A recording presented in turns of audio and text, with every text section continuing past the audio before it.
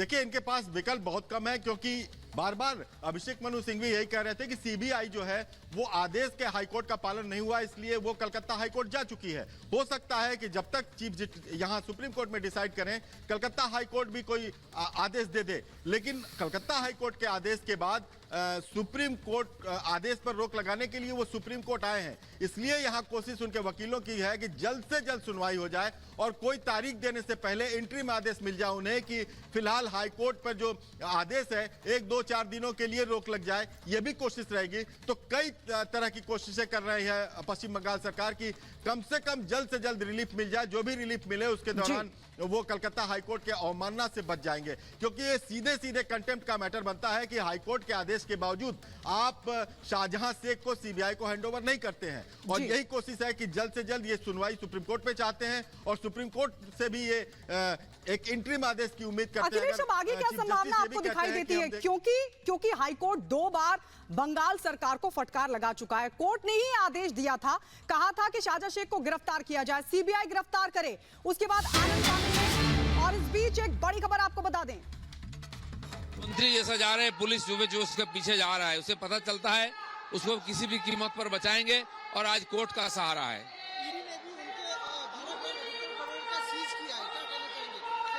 करोड़ों रुपया उसका प्रॉपर्टी है, वो सीज हो रही है, लेकिन उसको ईडी से बचाने का टीएमसी प्रयास कर रही है।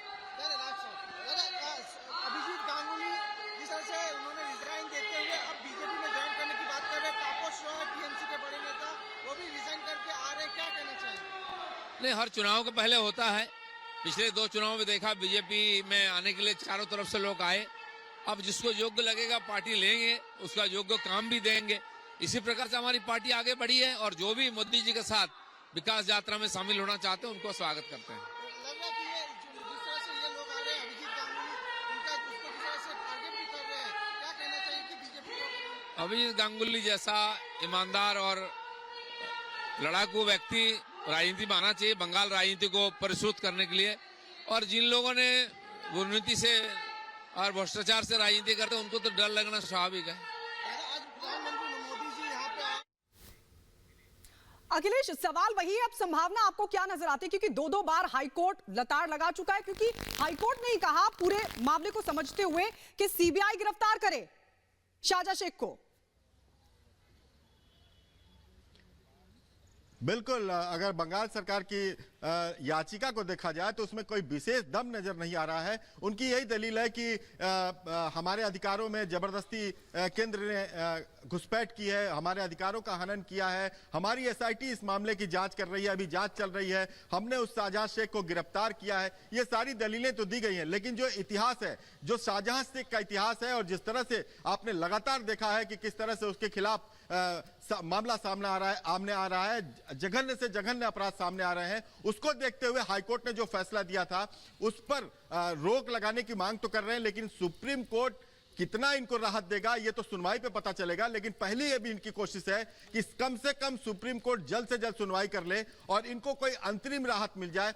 जहां आपको याद होगा कि हाईकोर्ट से भी इन्होंने कहा था कि हमें 2 से 3 दिन का वक्त दीजिए, हम अगली अदालत में जाने का समय मांग रहे हैं। लेकिन हाईकोर्ट ने वक्त देने से इनकार कर दिया और कहा कि 4:30 बजे तक उसकी कस्टडी सीबीआई को सौंपी जाए। लेकिन उस आदेश का पालन नहीं हुआ है पश्चिम बंगाल सरकार की तरफ से। तो एक तरफ उसे अवमानना से बचना है, दूसरी तरफ उसे सुप्रीम कोर्ट से उम्मीद है कि कोई ना कोई एक अंतरिम आदेश मिल जाए, क्योंकि सुप्रीम कोर्ट से ये कहें कि हम जब तक इस पर पूरी सुनवाई न हो जाए तब तक कोई अंतरिम राहत दे दी जाए। ये सारी मांगे लेकर के पश्चिम बंगाल सरकार आई है। लेकिन अब देखना होगा कि पहली लड़ाई पश्चिम बंगाल सरकार, तो यानी ये तय माना जाए अखिलेश, ये सिचुएशन अगर बनी रही तो हर हालत में जो है, क्योंकि हाईकोर्ट का, लोअर कोर्ट का जिस तरीके से आदेश है उसकी मानना जो है यहां पर करनी पड़ेगी सरकार को और सौंपना पड़ेगा सीबीआई को ये पूरा प्रकरण। अगर यहां पर कुछ राहत सुप्रीम कोर्ट की तरफ से नहीं मिलती है, वक्त यहां पर तय नहीं होता है तब तक के लिए।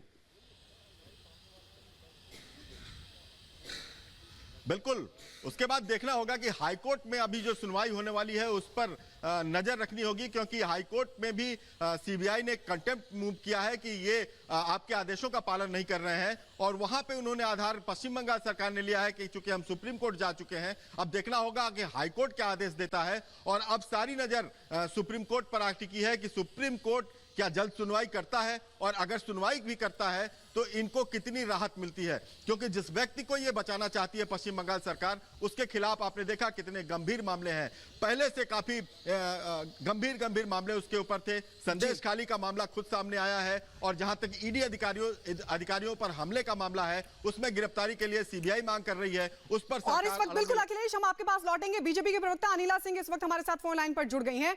अनिला सिंह जी, आपको क्या लगता है क्यों बंगाल पुलिस, बंगाल सरकार बार बार शाहजहां शेख को बचा रही है? पहले भी कोर्ट का ऑर्डर था, हाई कोर्ट ने कहा था कि शाहजहां शेख को सीबीआई या ईडी गिरफ्तार करे, तो बंगाल पुलिस ने गिरफ्तार कर लिया।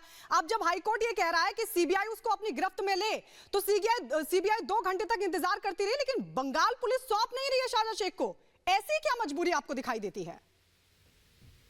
मजबूरी एक ही है, तुष्टीकरण की मजबूरी है। अब क्योंकि वोट बैंक है, हमने देखा है कि चाहे वो शाहजहां शेख हो या शाहजहां शेख जैसे और इस तरीके के लोग इलीगल इमिग्रेंट बनकर आते हैं, यहाँ रह जाते हैं और हिंदू बहन बेटियों का जीवन हराम कर देते हैं। तो यहाँ पर ममता बनर्जी खुद एक महिला है, पश्चिमी बंगाल की मुख्यमंत्री है। उसके बावजूद भी अगर उनको दर्द दिखाई नहीं देता है, उनको दर्द दिखाई नहीं देता है कि जवान बच्चों के सामने जब उनकी माओ को उठाया जाता है, उनके शरीर देखकर ये कहा जाता है कि ये खूबसूरत है कि नहीं है, उनके पतियों को ये कहा जाता है कि तुम होते कौन हो, हम लेकर जाएंगे, उठा के लेकर जाएंगे तुम्हारी पत्नियों को, तुम्हारी जमीनों पर हम कब्जा करेंगे, जबान तुम्हें खोलनी नहीं है। ये सब देखकर भी मक्खी निकल रही है। क्यों? कारण एक ही है, तुष्टीकरण। चुनाव आने वाले हैं, नाराज नहीं कर सकती है ना। तो यही एक बहुत बड़ा कारण है कि जब कोर्ट की फटकार भी लगती है, उसके बावजूद भी इनको होश नहीं आता, जानबूझ के बेहोश होने का ये ड्रामा करती हैं, क्योंकि इनको तुष्टीकरण के नशे में रहना है। अनिला जी, क्योंकि ये आरोप जिनका आप जिक्र भी कर रही हैं बेहद गंभीर हैं, तो क्या ये डर लग रहा है कि राज्य एजेंसी से जांच कराकर सब पर लीपापोती कर दी जाए? अगर जो है सीबीआई जांच करेगी तो ये सभी चीजें खुलकर सामने आ जाएंगी, फिर तो यही की वजह से इसी पीछे जो है समझ में आती है।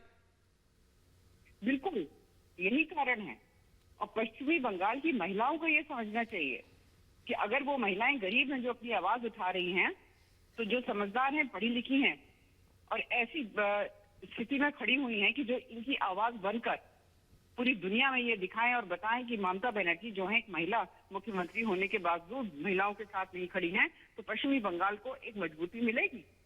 यहाँ पर हमारी संस्कृति में यही सिखाया जाता है कि नारी के पूजन के बिना तो कुछ भी नहीं होता है। यत नारीस्ते पूजनते रमते तक देवता, यही सिखाते हैं ना। परंतु यहाँ तो हम देख रहे हैं कि किस प्रकार से शोषण हो रहा है महिलाओं का पश्चिमी बंगाल में, और महिलाओं को एक आवाज करनी पड़ेगी। और ये जो महिला मुख्यमंत्री हैं, इनके खिलाफ आवाज उठानी पड़ेगी कि लोगों को बुलाओ, बचाओ, उनसे कहो कि हिंदू महिलाएं जो हैं उनका जिस प्रकार से आपको शोषण भूषण करना है वो करिए, जो गरीब आदमी है उनकी जमीनों पर कब्जा कर लीजिए। ये शुक्रिया है पश्चिमी बंगाल में। जी शुक्रिया अनिला सिंह जी हमारे साथ जुड़ने के लिए। लेकिन कमाल की बात है कि बंगाल पुलिस लगातार बचाने की कोशिश कर रही है। बंगाल सरकार हाईकोर्ट से लेकर सुप्रीम कोर्ट तक जा पहुंची। अखिलेश लगातार हमारे साथ बने हुए हैं। अखिलेश, ऐसा लग रहा है कि पश्चिम बंगाल में कोर्ट का ऑर्डर नहीं चलता, और अगर सुप्रीम कोर्ट से भी वही ऑर्डर जो हाई कोर्ट ने दिया बरकरार रखा गया, फिर क्या होगा?